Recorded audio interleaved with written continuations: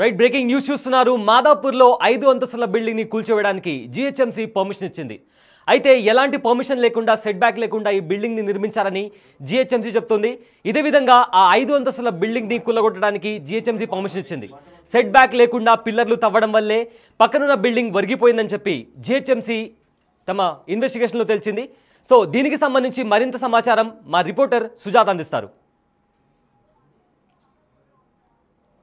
మాదాపూర్లో ఒరిగినటువంటి building ఏదైతే ఉందో 5 అంతస్తుల భవనాన్ని అటు హైడ్రా అదేవిధంగా జీహెచ్ఎంసీ అధికారుల ఆధ్వర్యంలో జాక్రష్ మిషన్తో కూల్చివేతలు అనేది ప్రారంభం చేశారు. ప్రస్తుతం మనం చూస్తున్నాము 50 గజాల్లో ఉన్నటువంటి 5 అంతస్తుల భవన నిర్మాణం ఏదైతే ఉందో ఇది 2 సంవత్సరాల క్రితం నిర్మించినటువంటి నిర్మాణము. కొద్దిసేపటి క్రితమే అటు మీడియాతో మాట్లాడుతూ ఆ ఇంటికి సంబంధించినటువంటి యజమాని 5 ఫ్లోర్లు కట్టాము, ఆ రోజు అందరూ కడుతున్నారని మేము కట్టాము, 5 అంతస్తులకు అనుమతి ఎలా వచ్చిందంటే అనుమతి లేదు అని చెప్పి తను చెప్తున్నటువంటి పరిస్థితి ఉంది. అయితే కేవలము 50 గజాల్లో 5 అంతస్తుల నిర్మాణం చేపట్టడము అదేవిధంగా సెట్ బ్యాక్ ఏమీ లేకుండా ఈ నిర్మాణం చేపట్టడము ఒక కారణం. అయితే మరోవైపు పక్కనే ఉన్నటువంటి ఫ్లాట్ ఏదైతే ఉందో ఆ ఫ్లాట్కి సంబంధించినటువంటి యజమాని సెల్లార్ తీయడానికి గుంతలు తీసినటువంటి టైంలోనే ఆ 50 గజాల్లో నిర్మించినటువంటి ఇంటి నిర్మాణానికి సంబంధించినటువంటి పిల్లర్స్ దాదాపు 50 నుంచి 60% వరకు డ్యామేజ్ అవడంతోనే ఈ సంఘటన జరిగినట్లు అటు అధికారులు చెప్తున్నారు. అయితే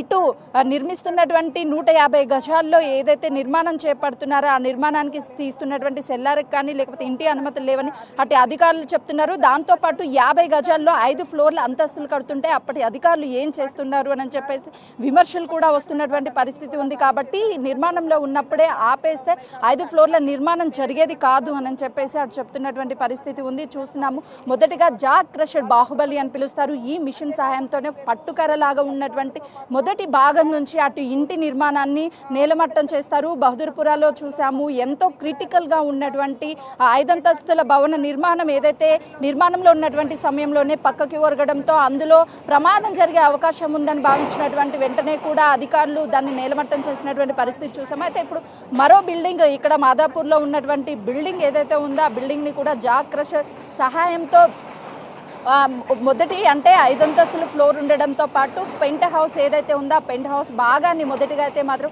జాక్ క్రషర్ సహాయంతో డ్యామేజ్ చేస్తున్నారు. ఆ తర్వాత 5th floor 4th floor 3rd 2 అంటే మొత్తాన్ని అటు ఏదైతే పిల్లర్స్ ఉన్నాయో పిల్లర్స్ దగ్గర నుంచి డ్యామేజ్ చేస్తున్నారు.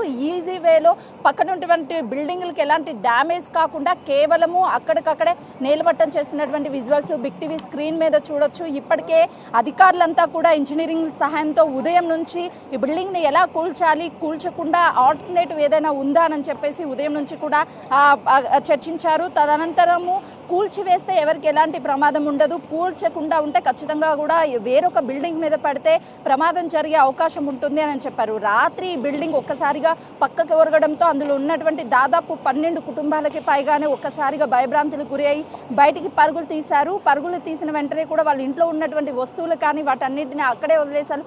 కేవలం తమ ప్రాణాలను కాపాడుకుంటే చాలు అని చిన్నపిల్లలు ఉన్నటువంటి కుటుంబాలు ఉన్నారు కాబట్టి వాళ్ళు వెంటనే కూడా బయటికి పరుగులు తీసినటువంటి సిచ్యువేషన్ చూసాం. అయితే ఇప్పుడు ఈ పక్క ఫ్లాట్ ఓనర్ ఎవరైతే ఉన్నారో ఆయన కనీసము ఇంత జరుగుతున్నా సరే బయటికి రాలేదు అని చెప్పారు. ప్రస్తుతం టచ్లో కూడా లేరు. దాంతోపాటు బిల్డర్ ఎవరు బయటికి రాలేదు అని చెప్పేసి అటు బిల్డింగ్కి సంబంధించినటువంటి ఓనర్ కొద్దిసేపటి క్రితమే చెప్పారు. చూస్తున్నాము ఆ జాక్ క్రషర్ ఏదైతే ఉంటుందో ఆ క్రషర్ సహాయంతో మొత్తాన్ని పిండి పిండి చేస్తున్నటువంటి విజువల్స్ బిగ్ టీవీ స్క్రీన్ మీద చూడొచ్చు. ఆ మిషన్కి క్యాపబిలిటీ 100 మీటర్ డిస్టెన్స్ నుంచే కూడా కొలాప్స్ అనేది చేయొచ్చు. ఒకవేళ కానీ ముందుకు వెళ్ళలేని పరిస్థితి ఉంటే క్రషర్ అనేది డౌన్ కూడా అవుతుంది. ఇప్పుడు ప్రస్తుతం 100 ఫీట్కి పైగానే ఆ క్రషర్ అనేది హైట్లో ఉన్నదాన్ని డ్యామేజ్ చేస్తుంది. ఆ తర్వాత 1st 2nd ఫ్లోర్కి రాగానే మళ్ళీ ఆ క్రషర్ అనేది లాంగ్ నుంచి షార్ట్ అయిపోతుంది. వెంటనే ఆ ఫ్లెక్సిబిలిటీ ఆ మిషన్కి ఉండడం వల్ల ఎలాంటి ఘటనలు లేకుండా క్రషర్ చాలా ఈజీగా ఆ బిల్డింగ్ని కొలాప్స్ చేస్తుంది. చూస్తున్నాం కదా ఒక్కొక్క ఫ్లోర్లో ఒక్కొక్క పిల్లర్ ఏదైతే ఉందో సపోర్టెడ్గా ఆ పిల్లర్ని మొత్తం కూడా పిండి పిండి చేస్తున్నటువంటి విజువల్స్ని మనం చాలా క్లియర్గా చూడొచ్చు. అధికారులు కూడా ఇలాంటివి ఎవరైనా సరే అనుమతి లేని బిల్డింగ్లు కడితే వాళ్ళ మీద ఖచ్చితంగా చర్యలు తీసుకుంటాము, చర్యలు తప్పు అని చెప్పి అటు అధికారులు చెప్తున్నారు. ఇక్కడ ఉన్నటువంటి ఏరియా మొత్తం కూడా 60 గజాలు అప్పట్లో పట్టాలు పొందినటువంటి గజాల్లో ఇంత చేశారు. అధికారులు కూడా వాళ్ళని అడిగి వివరాలు తీసుకోవడంతో పాటు ఈ పక్కనే ఉన్నటువంటి ఫ్లాట్ ఓనర్ మీద కూడా కేసు నమోదు చేసినటువంటి పరిస్థితి అయితే ప్రస్తుతం ఉందనే చెప్పుకోవాలి. మరి అంతని ఇళ్ళని ఖాళీ చేయించారు. ఈ భవనం ఎటు పడిపోతుంది, ఎవరికి ఎలాంటి ప్రమాదం చెందుతుందన్న ఒక భయంతోనే అందరినీ కూడా ఖాళీ చేసినటువంటి పరిస్థితి ఉంది. ఎవరైనా సరే అనుమతులు లేకుండా ఇలా నిర్మాణాలు చేస్తే ఖచ్చితంగా వాళ్ళ మీద చర్యలు ఉంటాయని చెప్తున్నారు. ఇప్పటికే హైడ్రాకి పూర్తి అధికారాలు, అంటే ఒక ఇంటి నిర్మాణాన్ని చేయాలంటే ఖచ్చితంగా కూడా హైడ్రా పర్మిషన్ ఉండాలి అని చెప్పేసి అటు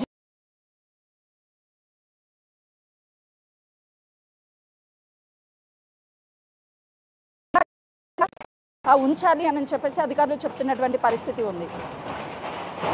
రైట్ సుజాత, ఇప్పుడు ఆ బిల్డింగ్ ని కూలగొడుతున్నారు. అయితే ఇంతకు ముందు దానికి బిల్డింగ్ కి సంబంధించి ఏదైనా పర్మిషన్ తీసుకున్నారా లేదా అనేది ఇంకా అధికారులు ఏం చెప్తున్నారు దీనికి సంబంధించి? ఎగ్జాక్ట్లీ, ఎందుకంటే 50 కానీ 60 గజాలు ఉన్నటువంటి ల్యాండ్ ఏదైతే ఉందో ఆ ల్యాండ్కి సంబంధించి G+1 వరకు మాత్రమే అనుమతులు వస్తాయి. కానీ 5 ఫ్లోర్లు కట్టి పెంట్ హౌస్ కట్టారు అంటే అధికారులు అనుమతులు లేవు. అనుమతులు లేకుండా ఇష్టానురాజ్యంగా ఎలా 5 ఫ్లోర్ల నిర్మాణాలు చేపట్టారు అని వాళ్ళని అడిగినప్పుడు వాళ్ళు కేవలము అందరూ కడుతున్నారు, మేము కట్టము అంటే అక్కడ అధికారులు గతంలో అధికారుల నిర్లక్ష్యం కళ్ళకు కట్టినట్టుగా కనిపిస్తుంది. ఒక నిర్మాణాన్ని కట్టాలి అంటే కనీసం సంవత్సరం నుంచి